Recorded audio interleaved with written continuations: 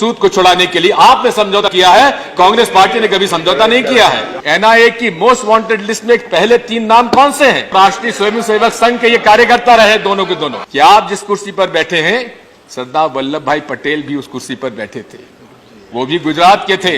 आप लोगों ने हमेशा एक धर्म के लोगों के खिलाफ एक माहौल बनाया है कि ये सब आतंकवाद से जुड़े हुए लोग हैं। आपकी नीयत पे भरोसा नहीं है माननीय गृह मंत्री। 2 बार आप लोगों ने समझौता किया है रूबिया सईद जी को छुड़ाने के लिए और इंडियन एयरलाइंस में मसूद को छुड़ाने के लिए आपने समझौता किया है, कांग्रेस पार्टी ने कभी समझौता नहीं किया है।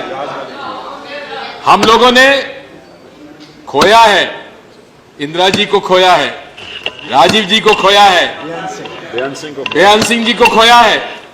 हम लोगों ने कभी समझौता नहीं किया माननीय गृह मंत्री जी। इस बात को समझ लीजिए कि जब से आपकी सरकार आई है, एनआईए के कामकाज में फर्क पड़ गया है। हमें आपकी नीयत पे भरोसा नहीं है माननीय गृह मंत्री जी। मैं आपसे पूछना चाहता हूं कि जिन केसेस में समझौता एक्सप्रेस, मक्का मस्जिद और अजमेर ब्लास्ट में जो लोग बरी हुए हैं, आपने उसमें अपील क्यों नहीं की? एनआईए ने अपील क्यों नहीं की? उनके कन्विक्शन के लिए कोशिश क्यों नहीं की? हमारी आपत्ति इसी बात की है कि जहां डिफेंस और प्रोसिक्यूशन एक हो जाएगा तो हम न्याय की क्या उम्मीद करें? आप लोगों ने हमेशा एक धर्म के लोगों के खिलाफ एक माहौल बनाया है कि ये सब आतंकवाद से जुड़े हुए लोग हैं। लेकिन मैं आपसे पूछना चाहता हूं, एनआईए की मोस्ट वांटेड लिस्ट में पहले 3 नाम कौन से हैं? पहला नाम है लक्ष्मण राव उर्फ गणपति, लेफ्ट विंग एक्सट्रीमिस्ट। दूसरा नाम है रामचंद्र कलंगसरा, 10 लाख का उन पर आज रिवॉर्ड है। तीसरा नाम है संदीप दांगे, 10 लाख का रिवॉर्ड है। ये कौन से संगठन से संबंधित है गृह मंत्री जी? आपको मालूम है, मुझे बताने की आवश्यकता नहीं है। और अगर मैं बता दूंगा तो आप सब लोग नाराज हो जाएंगे। अगर आप चाहते हैं तो राष्ट्रीय स्वयंसेवक संघ के ये कार्यकर्ता रहे दोनों के दोनों। और यही नहीं है, अब जो आतंकवाद के आज भी अभियुक्त है, उसको माननीय गृह मंत्री जी भारतीय जनता पार्टी के अध्यक्ष के नाते उसको उम्मीदवार बनाते हैं और वो आज लोकसभा सदस्य हैं।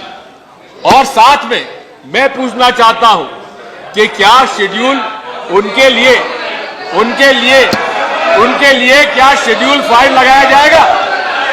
मैं आपसे बोलना चाहता हूं, मैं आपसे पूछना चाहता हूं कि शेड्यूल 4 आपने इंडिविजुअल्स रखा है, शेड्यूल 5 उनके लिए रखिए जो लोकसभा के सदस्य और विधानसभा के सदस्य अभियुक्त हो आतंकवाद के, उनके लिए शेड्यूल 5 का अमेंडमेंट लेके आइए। कि आज आपके लोग, आपके प्रतिनिधि नाथूराम गोडसे को देशभक्त कह रहे हैं। जो पहला आतंकवादी था आजाद भारत में, उसको आप देशभक्त कहते हैं। हम लोगों की नीयत पर, आपकी नीयत पे भरोसा नहीं है माननीय गृह मंत्री जी। मैं आपसे कहना चाहता हूं, उसी के साथ साथ अभी जैसा इन्होंने बताया, अर्बन नक्सलिज्म की एक बात आ गई है। कोरेगांव की इन्होंने बात की, माननीय सभापति आपको हैरानी होगी, उसमें मेरा नाम भी जोड़ा गया और कहा गया कि इनका फोन नंबर उनके पास था। जनाब, मेरा फोन नंबर राज्यसभा की वेबसाइट पर था और मेरा नाम जोड़ा गया कि उनके पास मेरा फोन नंबर था। स्वाभाविक है जो इन्होंने कहा है, if the central government believes, सबसे मैं कहना चाहता हूं कि सबसे पहले आप मुझे ही उसमें डालेंगे, मुझे भरोसा है आपकी बात पर। आपने कहा था नोटबंदी पर हम आतंकवाद समाप्त कर देंगे। जिस दिन डिमोनेटाइजेशन हुआ उसके तत्काल बाद ही आतंकवादियों के पास से नए नए करारे 2000 के नोट निकले। कितने आतंकवादी आपने उसके बाद समाप्त किए? मैं आपसे कहना चाहता हूं, पूरे तरीके से हम लोगों को आपकी नीयत पर भरोसा नहीं है, इसलिए हम इस बिल का विरोध करते हैं। कि आप जिस कुर्सी पर बैठे हैं, सरदार वल्लभ भाई पटेल भी उस कुर्सी पर बैठे थे, वो भी गुजरात के थे।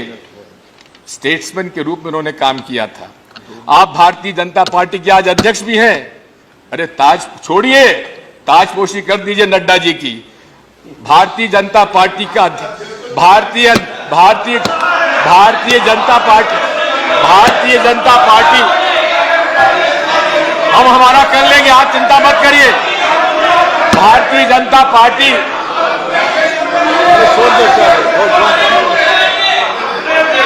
माननीय सभापति महोदय, हमें विश्वास नहीं है भारतीय जनता पार्टी के नेता के रूप में ये गृह मंत्री जी पूरे तरीके से राजनीतिक ढंग से काम कर रहे हैं। हम इस बात पे आपत्ति करते हैं। मैं आपसे इतना ही अनुरोध करूंगा कि आज बात विश्वास की है। नरेंद्र मोदी जी जहां कहते हैं सबका साथ, सबका विकास, सबका विश्वास, वो खुले आप इस बात को कहते हैं मुसलमानों का विश्वास हमें प्राप्त करना है। लेकिन अगर ट्रिपल तलाक में आपने मेरा सुझाव, मेरा प्रस्ताव, अमेंडमेंट मान लिया होता तो उन लोगों में विश्वास पैदा होता। माननीय गृह मंत्री जी, मैं आपसे अनुरोध करना चाहता हूं कि आज इस देश में विश्वास की कमी है, और विश्वास की कमी इसलिए है क्योंकि आपका सोच जो है विभाजित है, इंक्लूसिव नहीं है, बांटने वाला है। क्योंकि पूरी बुनियाद आपकी विचारधारा की बांटने की है, हिंदू और मुसलमानों में खाई पैदा करने की है। इसलिए हम आपको पर विश्वास नहीं करते और